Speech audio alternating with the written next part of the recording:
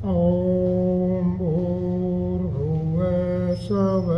तत्सवितुर्वरेण्यं भर्गो देवस्य धीमहि धियो यो न प्रचोदयात्।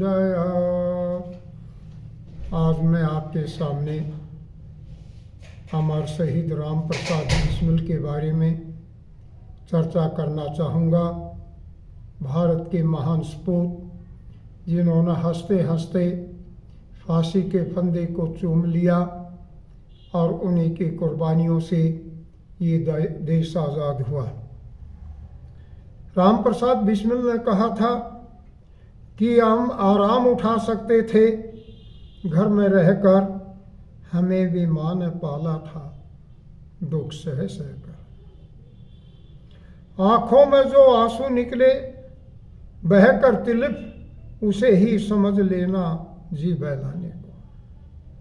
ये शब्द महानायक, महान राष्ट्र भगत, भारतीयों की युवाओं की धड़कन, आदर्श शहीद भारत माँ के लाडले अमर शहीद राम प्रसाद बिस्मिल की थे,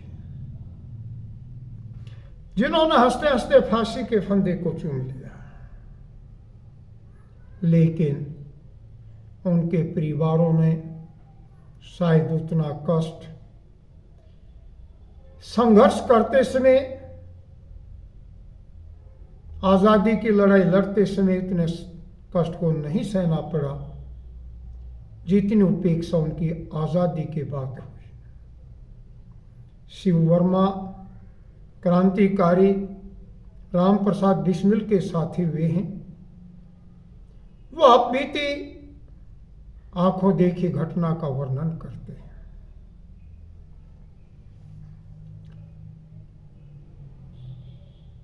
काकोरी कांड के बाद मुखबिर होने के बाद वो शाहजहाँपुर में गए, जहां राम प्रसाद बिस्मिल और अशफाकुल्लाह खां जैसे क्रांतिकारियों का घर था, जो क्रांति का एक गढ़ था। वहां जाने पर मेरी इच्छा हुई कि मैं राम प्रसाद बिस्मिल की मां से मिलूं और उनका आशीर्वाद लूं। वो शाहजहाँपुर में अनेकों जगह पर पूछते रहे। कई दिनों बाद पता चला कि एक टूटे से घर के अंदर, एक छोटी सी झोपड़ी कुटिया के अंदर या छोटे से कमरे के अंदर, एक बूढ़ी माँ टूटी सी खाट के ऊपर लेटी हुई है। मैं उस छोटे से मकान में गया और मैंने नमस्ते किए, माता जी नमस्ते। उन्होंने कहा कि बेटा आप कौन हैं? अब मैं जवाब नहीं दे पाया, मैं चुप रहा। उन्होंने पूछा आप कहाँ से आए हैं? तो मैंने कहा मैं वही हूं जिसको आप अपना बेटा बना करके गोरखपुर की जेल के अंदर राम प्रसाद बिस्मिल से मिलने के लिए गए, तब ले करके गए थे। उसने मेरे हाथ को खींचा, सिर के ऊपर हाथ रख करके बड़े प्यार से उसने मेरे को आशीर्वाद दिया। उसने कहा कि मैं आपको बहुत याद करती थी, आप नहीं आते थे, तो अंत में मैंने सोचा कि आप भी उसी रास्ते पर चले गए जिस रास्ते पर राम प्रसाद बिस्मिल चला गया। आप आए हैं, मुझे बहुत खुशी है और मैं अपना आशीर्वाद आपको देती हूँ। अब राम प्रसाद बिस्मिल की माँ की आंखों के अंदर आंसू भर रहे थे, तो तब ऐसी स्थिति में मैंने सोचा कि क्यों न इनका मन दूसरी तरफ किया जाए, और मैंने बात को बदलना चाहा। मैंने पूछा कि राम प्रसाद बिस्मिल के भाई रमेश जी कहाँ हैं? मुझे पता नहीं था कि एकदम से उसकी आंखों के अंदर से बरसात के की तरह पानी बहने लगा, आंसू पड़ने लगे। उसने कहा कि उसके बूढ़े पिता की आय कम थी और रमेश बीमार हो गया, इलाज करवाने के लिए पैसा नहीं था और वो बीमारी के कारण, टीबी की बीमारी के कारण चल बसा। कुछ दिन के बाद उनके पिता भी जा बसे। उनके पिता भी चले गए, अब मनोपूती रह गई, संपत्ति बिक गई, मकान का एक हिस्सा किराए पर देना चाहा। पुलिस वाले वहां आते थे, लोग कहने लगे कि अब पुलिस वाले यहां आते और पुलिस की ये मुखबिर बन गई। रही कोई शाम थी वो भी चली गई, बस अपना दुख के कारण अपना समय व्यतीत कर रही हूं।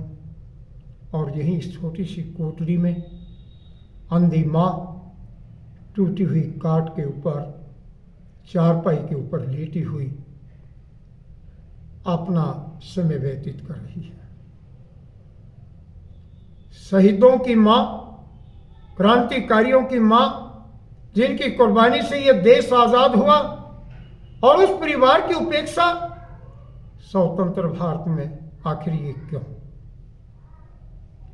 शिव वर्मा कहते हैं कि इन सारी घटनाओं को देख करके मेरे रोंगटे खड़े हो रहे थे और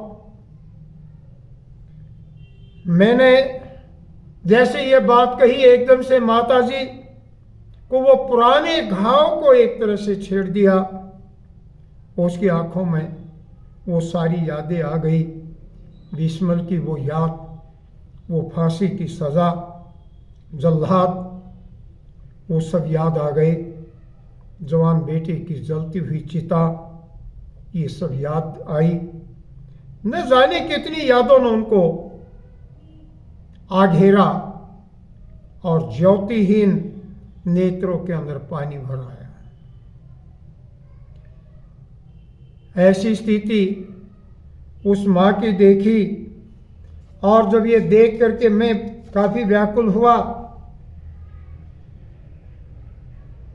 तो मैंने बताया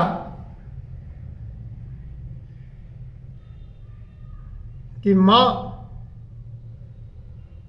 जब आप मुझे राम प्रसाद बिस्मिल के पास लेकर के जा रही थी, पुलिस वाले रोक रहे थे, तो आपने कहा था कि ये मेरी बहन का बेटा है और इसे जाने दो, और वो साथ गए थे।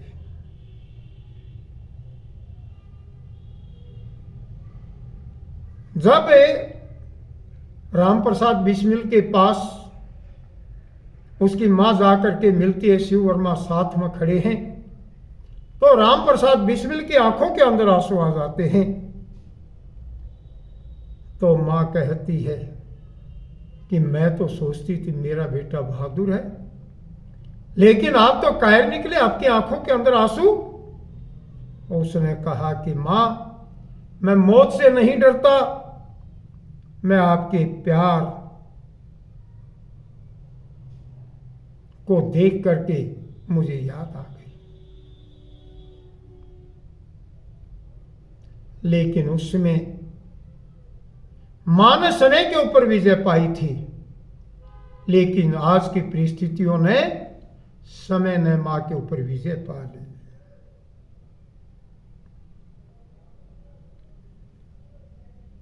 जब राम प्रसाद बिस्मिल को फांसी दी जा रही थी, उसे पहले दिन 18 दिसंबर सन 1927 को उनके पास दूध भेजा गया। उन्होंने वापस कर दिया कि मैं दूध नहीं पीऊंगा, मैं अपनी मां का ही दूध पीऊंगा। 19 दिसंबर सन 1927 को प्रातःकाल उठकर सबसे पहले राष्ट्र संदेश लिखते हैं। उसके बाद अपनी दिनचर्या जो नित्य कर्म था, संध्या वादन आदि, उससे निवृत्त होकर फांसी के लिए तैयार हो जाते हैं। और बाद में फिर शहीद आजम राम प्रसाद बिस्मिल कहते हैं, मालिक तेरी रजा रहे और तू ही तू है, बाकी न मैं रहूं न मेरी आरजू रहे, जब तक कि तन में जान रगों में लहू रहे, तेरा ही जिक्र या तेरी ही जस्तूज रहे।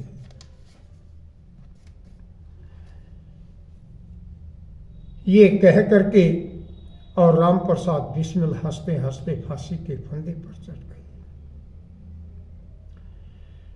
कोई रोकर मरता है, कोई हंसकर मरता है, मगर मर्द वो है जो कुछ करके मरता है।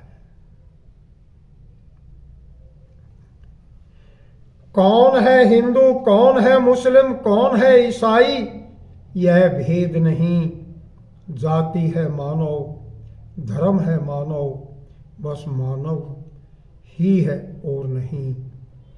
अमर देश की अमर एकता सदा रही है, सदा रहेगी। जब तक सूरज चांद रहेगा तब तक अमर शहीद राम प्रसाद बिस्मिल आपकी याद रहेगी। अब मैं यहाँ एक वो पत्र जो शहीद आजम राम प्रसाद बिस्मिल ने जेल के अंदर से अपने साथियों के लिए लिखा था, उसकी कुछ बातें कविता के रूप में जो उन्होंने पत्र में लिखा उसका वर्णन करना चाहता हूं। मिट गया जब मिटने वाला, फिर सलाम आया तो क्या, दिल की बर्बादी के बाद उसका पायाम आया तो क्या। मिट गया जब मिटने वाला, फिर सलाम आया तो क्या, दिल की बर्बादी के बाद उसका पायाम आया तो क्या। मिट गई जब सब उम्मीदें, मिट गए सारे ख्याल, उस घड़ी गरनामा वर लेकर आया तो क्या।